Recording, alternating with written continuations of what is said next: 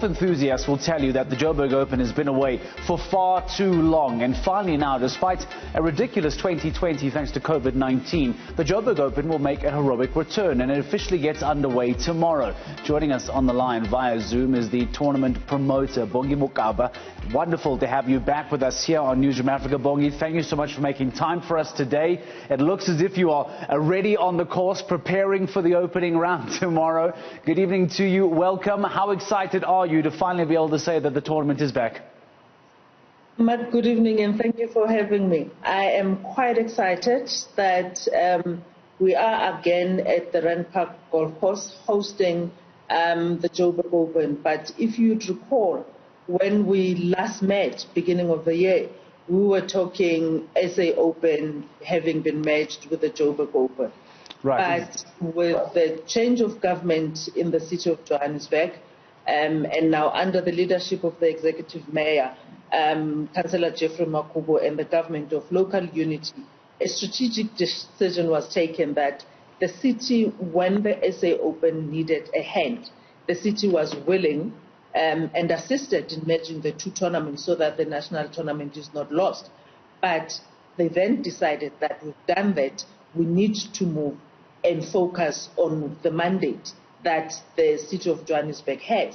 And that is why today we're sitting and talking the Joburg Open, which is very exciting because this tournament basically positions Joburg globally as a brand and a destination of choice, an institution with capabilities of hosting major and mega events.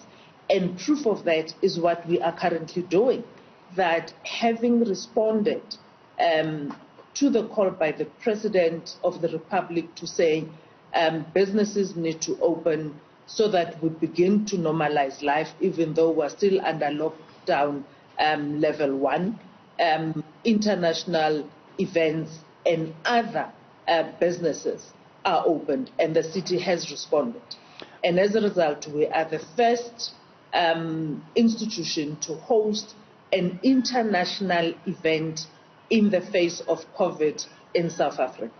Bongi, we'll get to what COVID and what the event will look like because of that. But I just want to get some clarity for our viewers here. As a golfing fanatic, as so many are around the country, I view it as the more tournaments, the happier I am. If there is a Tshwane Open, a Joburg Open, an SA Open, that for me sounds like success for South Africa.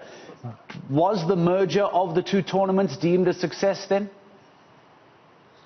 Mark, it was a success in a way because having merged two tournaments, we still were able to deliver golf in the country. Because if we hadn't, we would have had a gap. Because when you look at what is happening globally, each and every nation that is involved, be it with the USPGA, be it with the European Tour, they have national tournaments. So South Africa would have lost its national tournament. That's why the city stepped in to say, whilst we are looking after the city, the interests of the country have to be taken care as well. So it was on those bases that the decision was made.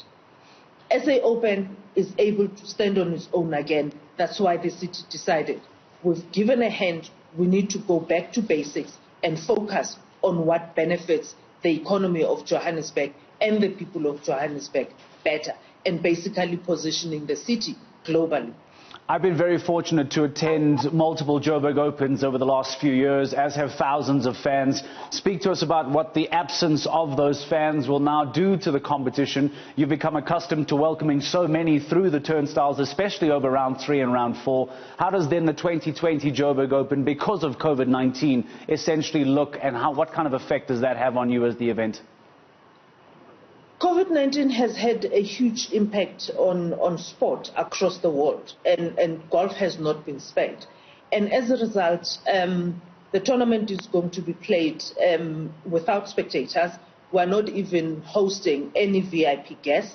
So people are going to have to rely on television, on social media platforms. And that is us basically responding to this pandemic, because whilst we're running a tournament, we need to be able to ensure that the people who are playing, being the professional golfers, their caddies, the tournament officials that are running this tournament, ourselves as the team that is promoting the tournament, we need to be remaining safe so that the tournament is then not cancelled because we would have been negligent at some point. That is one aspect. But because government has given stringent regulations as to how these events are going to be hosted, even the numbers that we have, if you recall, we used to have 2 fields where the Joburg Open was played. This year we're having 1 field with 156 players instead of the normal 204. And other social activities that we would have as a build-up to the tournament, we've had to put those aside to limit them in numbers. But over and above that, we've put systems into place because some of us have been in a position from the city's point of view where I was chairing the city's disaster management COVID job, and in that team were able to assist in responding on how Johannesburg was responding to the pandemic. We've taken that experience and brought it into the tournament. Together with the Sunshine Tour, a medical hub that is run by professionals has been set up at the golf course where all of us, players, caddies, officials, whoever else is working, we had a Pro-Am yesterday. People had to go and test themselves before they qualified to play in the Pro-Am.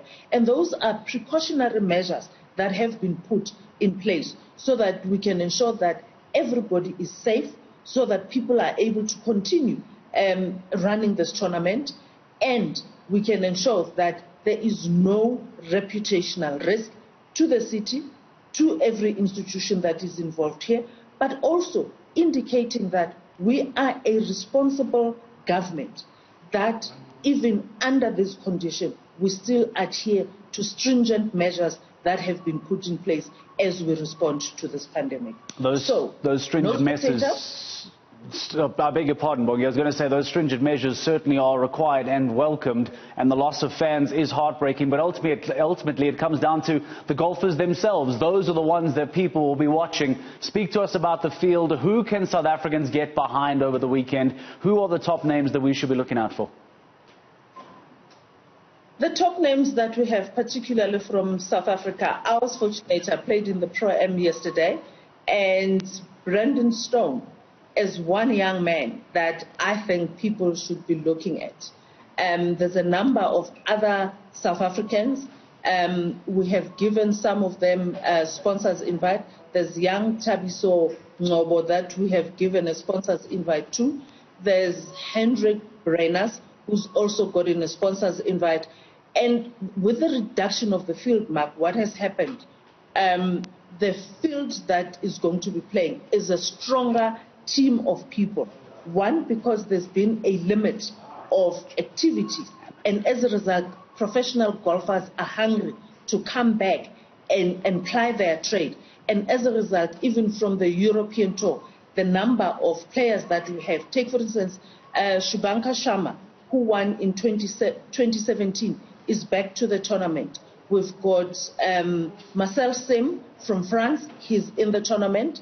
We've got a number of them that will be participating. So people need to be able to watch and determine as to who the best man is going to end up being on Sunday. Maybe Brandon Stone is the right pick. Well, Bongi, thank you for your time tonight. We appreciate it. We look forward to watching golf over the next 4 days and eventually seeing a South Africa, Joburg Open, I beg your pardon, champion emerging on Sunday afternoon. So all the best for the event, and please send our regards to all the golfers as we hope to then see a young South African go on to lift the Joburg Open title come Sunday afternoon. No supporters allowed, as Bongi has, of course, reminded us, thanks to COVID-19. However, it is all about the golfers, and it is all about that Joburg Open title. Come Sunday, we will know who then will be crowned champion for 2020.